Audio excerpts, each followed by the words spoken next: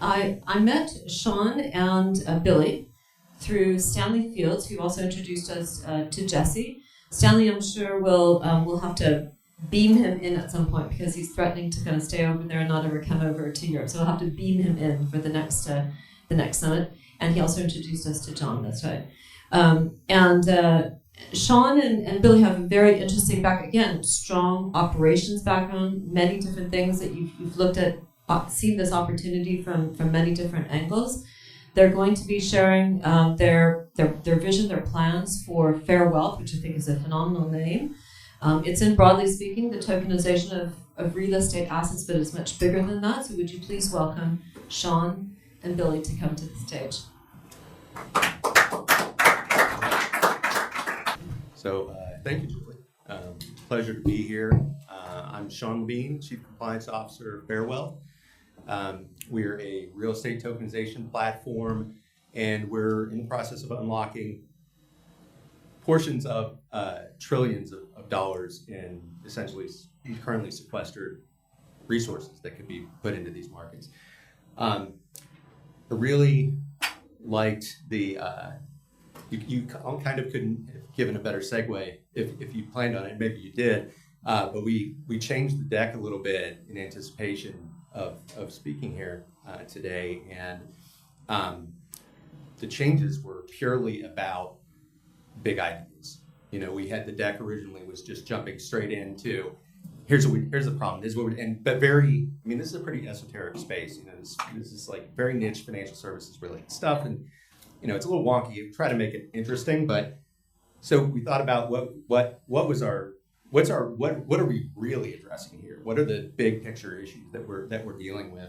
And so that's it's hopefully going to be helpful in giving you a much better, more compelling idea of what we're trying to do. Am I pointing in a specific here? There we go. Here's our legal. Please read that closely. So first big number, our data suggests that about 45% of the world's population is unbrokered.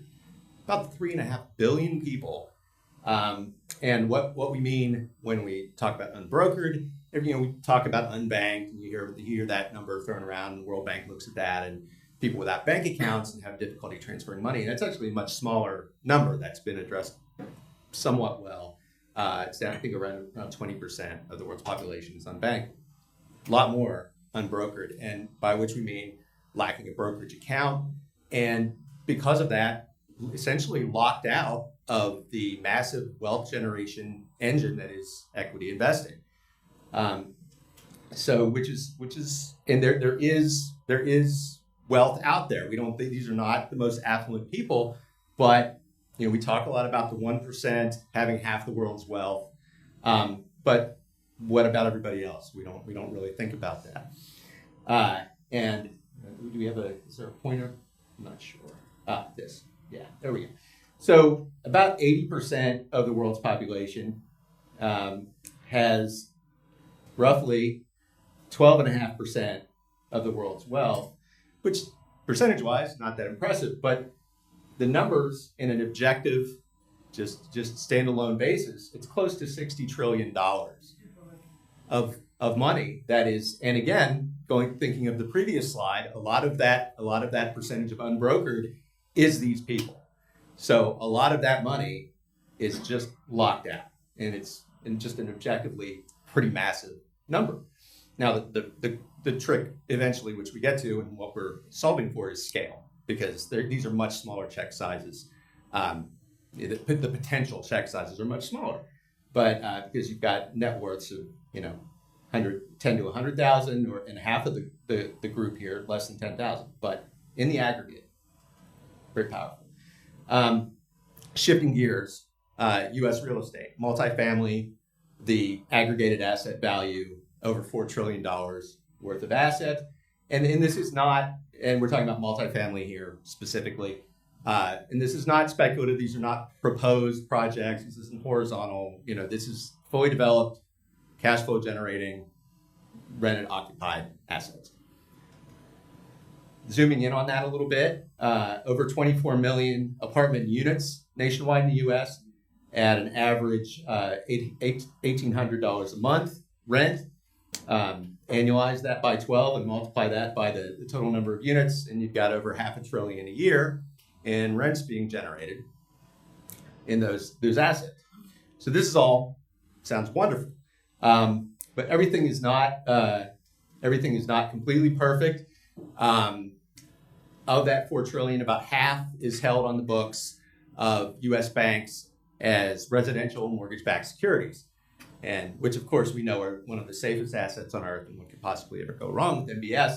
But it turns out there are some problems, and it's estimated roughly $300 billion in unrealized losses right now on that portfolio. So again, that $2 trillion portfolio, that's about 15% of total value, kind of underwater and potentially kind of ticking time bomb. And about half of that, or about $1 trillion, is maturing over the next 3 years. So this is coming, and there's essentially there will be defaults and there will be disruption and also potentially a lot of fire sale kind of buying opportunity, which ties into the broader thesis. So enter us, and what we are doing to address all of these challenges and opportunities. That sort of the engine powering what we're trying to do, which is to bridge that 60 trillion or a portion of it with the 4 trillion in U.S. cash flow generating real estate. There have been some changes to U.S. securities laws over the past several years that have made it possible for regular people to invest in private markets. This was prohibited for close to 100 years in the States, blue sky laws, things of that nature. And, at the same time, we've had we have a great wealth gap widening. We wouldn't venture to say that's the sole problem, but it's been, we do believe it's been a contributing factor. So much of the value creation happens on the private side of markets. Oftentimes by the time a company IPOs, it's more the exit or the private equity and the venture guys, it's their payday. So, and the growth tends to slow once you get over into public markets. So big opportunity. People have been unable to participate. Now they can. However, creating awareness of these deals to the masses can be ridiculously expensive, prohibitively so in many instances. And also from an investor standpoint, the deal quality has been spotty, let's say. And also liquidity is still an issue. Look at microcap and nanocap stocks and look at the bid-ask spreads on those. And now imagine go one step further removed into boutique marketplaces and things of that nature. And the exchanges may exist, but the liquidity is not there. I guess I should say, so we are addressing these challenges. We've got a content engine that is kind of beating the pants off of the current market rates for promotion and creating awareness about these deals. We're only going to be bringing rent stabilized, dividend-paying real estate, and through the securitization process, these assets will be zero debt. So the market even if the market tanks, the real estate value may drop, but banks will not be coming in and seizing the assets, so the equity holder still retains some value. And our issuers will be listing on a regulated exchange, and that exchange will be, and this is the critical thing, will be peopled, populated by the millions of investors that we are driving to these offerings, creating awareness to them, educating them, providing additional value add, and making sure they're aware of the opportunities and if prices shift and these kind of things. So by having a constant level of engagement, that's how you get to true liquidity. The channel they're using is Regulation A. That is the exemption we're talking about. What it allows is up to $75 million a year for an issuer or a project per year to be raised, and there's a lot of flexibility on the type of security that you use. All investors, not just accredited, so that helps us get to the masses. And by default, these shares are transferable. So that's a difference compared to private placements, Reg D in the States. which are restricted shares. So not only have to be accredited to get in, but they can be much more difficult to move. So there are some nice benefits to this approach. Billy pointed out to me probably fairly that saying it's broken is maybe a little facetious. It's not broken, but we've, as practitioners in the space, we've seen some of the inefficiencies, let's say, and things that could stand to be improved. The regulators the government actually did a good thing. They gave us an interesting toolkit that didn't exist before and was needed by the market. But they're not that great at anticipating all the externalities and other things that can happen. These deals are very cost prohibitive. The marketing in particular, if you take, because again, you don't have a community of millions of people unless you're a more advanced later stage private company. But then oftentimes you're just going to go to private equity and things of that vein. Most of these issuers don't have a customer base of 300,000 people that they can then go convert into investors. Oftentimes they're pre-revenue, and so they're going to run an ad campaign the same way anybody would to create awareness of their product or service. If you take that advertising cost and convert it over into a cost of capital equivalent, 30, 40, even 50% cost of capital equivalent. So it's just ridiculous percentages. If you're raising 75 million and 37.5 of it's walking right back out the door as you raise it, what does that do for the company's ability to execute its vision? And that diminishes the value add that's being brought to the investors. And oftentimes they also need, in addition to what's being spent as raised, several $100,000s to even get started. Quality, again, talking about the fact that the cost of capital damages inherently the quality of many of these deals, making it harder to market. And you also have the problem that this is a newer tool for issuers. And so some of the folks that in financial markets, for someone to go try something untested, a little bit more experimental, oftentimes the first people to dive into that pool are the people who are having trouble raising through the traditional channels, which by default are typically going to be a little bit lower quality. So hurts the ability to market, hurts the reputation of the space needlessly, because it doesn't have to be bad deals. It can be very high quality deals like what we're bringing, and you do see those on occasion. But either way, the current state of play is limiting quality options for Reg A investors. Liquidity. This is, we're talking about the crowd coming into these deals, but really this is a major consideration and concern for more affluent, maybe single-digit millionaire investors. If they love the idea of investing in real estate as well, but if they have to lock up, if they're worth a few million, if they have to lock up 250,000 or 500,000 of their net worth into a project potentially indefinitely, people at that level worry about a family health crisis. Could still be extreme, especially in the States. We're not socialized, so it can get expensive if things go wrong, and it's kept some folks from entering in. So it's a concern for the crowd and for lower middle market private investors.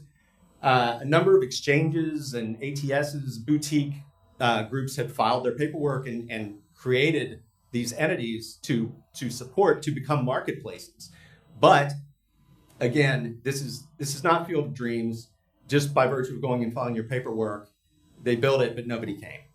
You may have, some of them have a decent number of account holders, but no one is continually engaging. None of these platforms have any volume. And if you don't have volume, you don't have liquidity. So these are the problems. We're solving cost.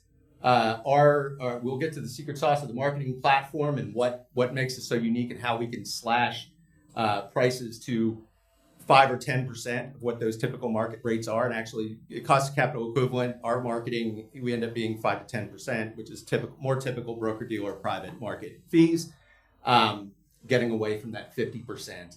And that really can unleash the floodgates because it improves the deal quality inherently by working with us.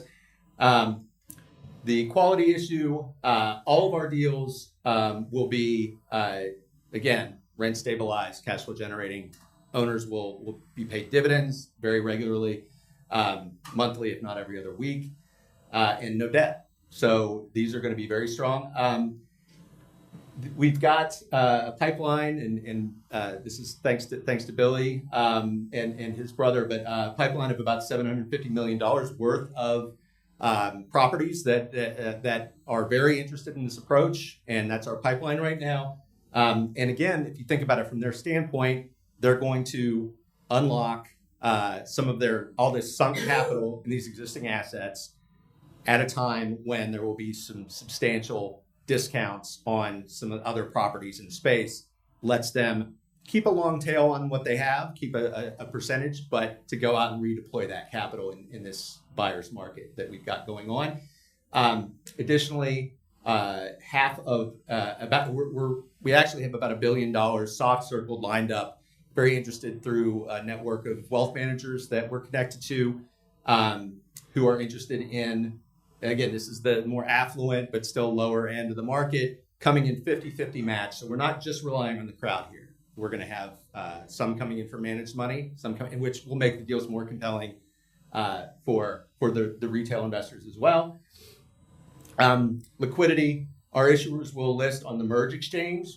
Again, it's one of these boutique exchanges, but it had the exact kind of match of licensing and qualification that we thought would be compelling. They can accept investors from over 180 countries, which gives us global reach. When investors come into these deals, they will get a MERJ account as part of the onboarding process, and we will again, through our continual engagement. We're not just promoting the initial kind of primary offering, but we will talk about trends and dynamics on the exchange and price moves for some of these companies.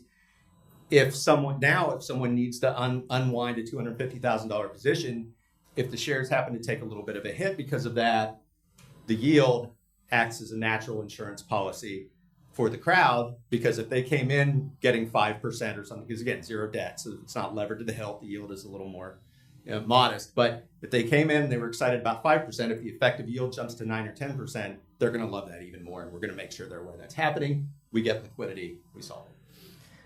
Our clients, you're talking about all these issuers, they are not actually our clients. We're not going to be a regulated business. They are more our product, really, than anything. We're finding deals, vetting them, and shepherding through the process. Broker dealer will be our client, and we have one we'll talk about that we're going to be working with. So the broker dealer role in this context, no smaller broker dealers, niche broker dealers who work in this space have millions of retail investors with accounts that they can push these deals to. So it's more a compliance function, KYC, AML, due diligence, approval of marketing materials, things like that, which does not add very much value, unlike normal broker dealers finding the money. They're not. So they typically earn about 1% as opposed to 5 to 10. So they're used to not making very much on these. And honestly, about 70% of the people who go to do crowd deals, either they're low quality and they fail, or they don't have the budget, they don't go spend the money to do the marketing. And so 70% of these deals raise nothing. So 1% of nothing is, well, do the math. And another 20%, let's say, are marginally, modestly successful. Maybe they raise a few million through the channel. So the broker dealers earn 1% of a million. Again, that's not great, a couple million. So about 10% of these deals really are effective. So even though they're only earning 1 point, if they can earn 1 point on deals that are filling and and they're not doing that much work. Again, it's very blocking and tackling kind of work.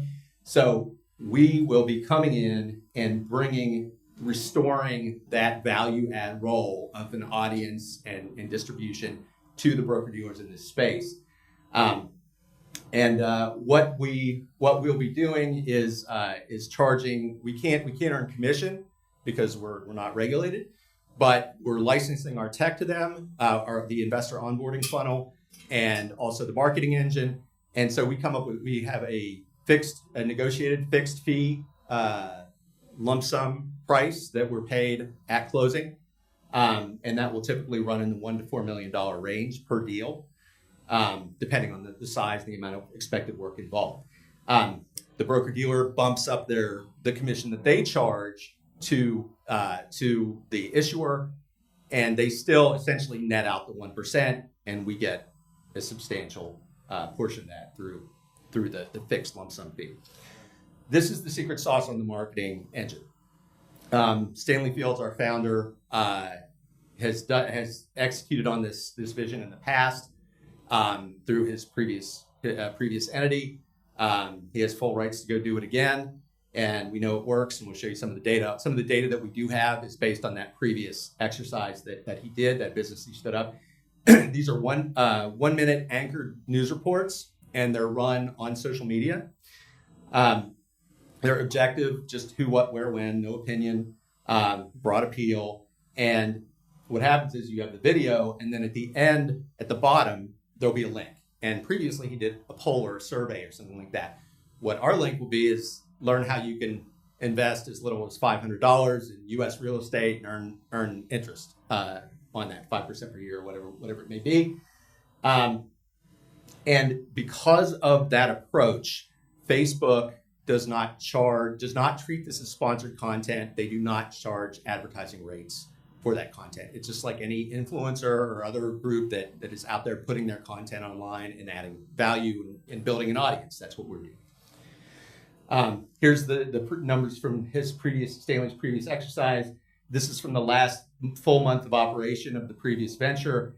2 billion impressions, nearly 500 million uniques in that month. And I've seen the marketing conversion numbers, the click-through rates, and so on beneath that, and they are also quite impressive, particularly when compared to kind of the competition of digital marketing that I'm well aware of what those numbers are. These are solidly better. We're starting with Asia as our target market for the crowd piece, for the marketing engine. This is where Stanley did his focus the last time originally. And so those numbers in the previous slide are indicative of that kind of result. A couple reasons we like Asia. One, very large population. Two, economically, demographically in line with the market, the audience that we're cultivating. And most importantly, a lot of smaller, mid-sized businesses in Asia don't have a brick and mortar office. They may not have desktops or laptops. They're doing business on their phones. And not only that, they are not using Microsoft Office on their phones. A lot of them are married to the Facebook ecosystem, the tech ecosystem, using Messenger to do business. So as aggressively in love with our phones as we are in the West, they are even more incented to be plugged into that social media engine through the tech more often than we are. So it kind of aligns very nicely. Projections. So we use for year one, and year one starts when we get the capital to stand up the content engine, because when the content engine starts running, we start building out the audience, the following, and we can start booking the deals that want to come in and do this process. We're assuming 2 deals closed at an estimated $2 million apiece in year one. Even with that kind of modest beginning, we're bottom line profitable. Our margins are good. The main bulk of the expense is the content factory itself, because there will be a newsroom. There will be roughly 14, 15 people working that, office space, et cetera. Year two, we assume 6 deals, and that more than 10x's us to over 7, so very scalable. Year 3, 12 deals, and over 17. The cash flow curve is also very compelling. Talk about the team, just touch on it briefly, and this ties into some of the things I've been saying. The $1 billion soft circle for matching, it's largely due to Ed Kinsey, our CEO.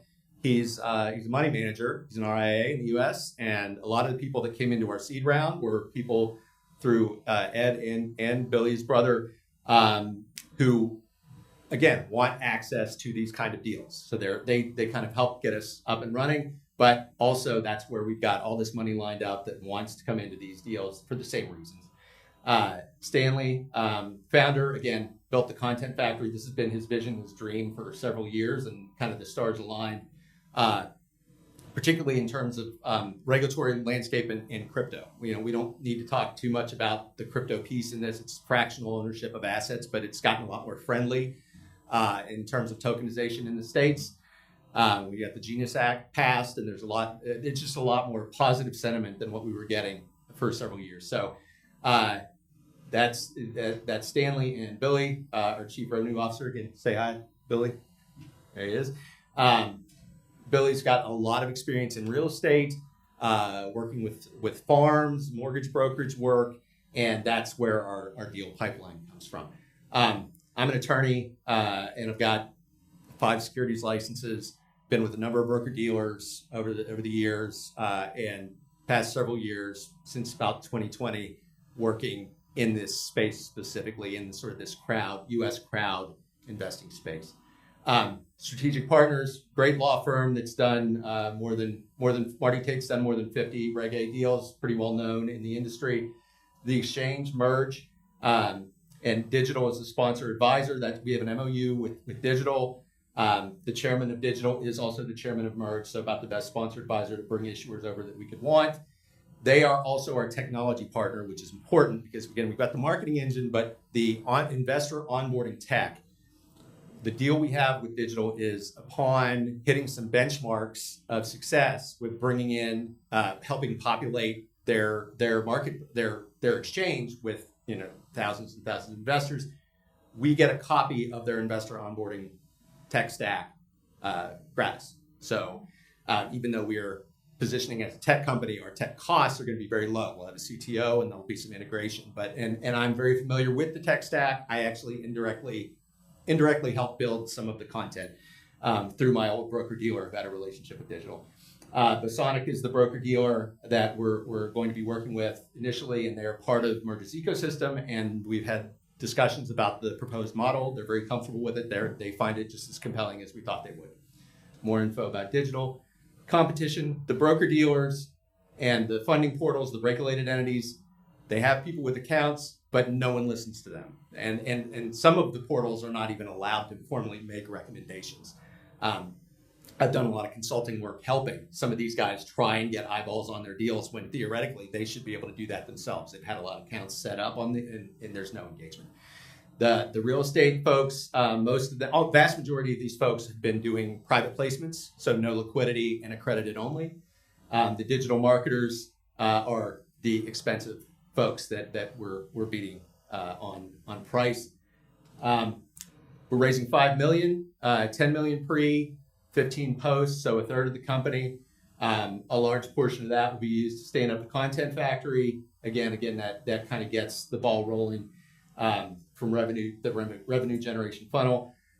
We do want to list ourselves fairly soon once we get this exchange populated with a lot of our folks who come in specifically because of our expertise. That's going to be a pretty strong draw. So that's FairWealth.